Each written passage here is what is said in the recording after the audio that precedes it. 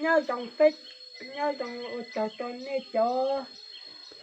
chứ hư nè chẳng lúc bây giờ mình chọn nhẹ nó hết nè cô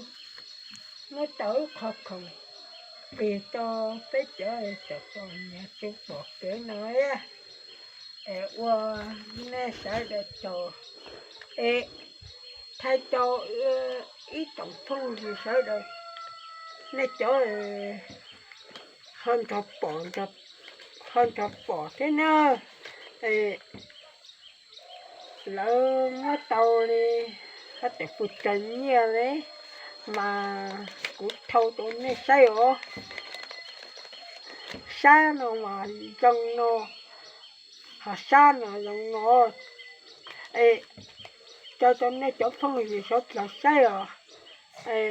xe này lên từ ba tàu nó từ họ ba từ tàu nó từ chùa chạy lỡ họ ba tàu nó thì cũng họ mua cho nên say rồi cho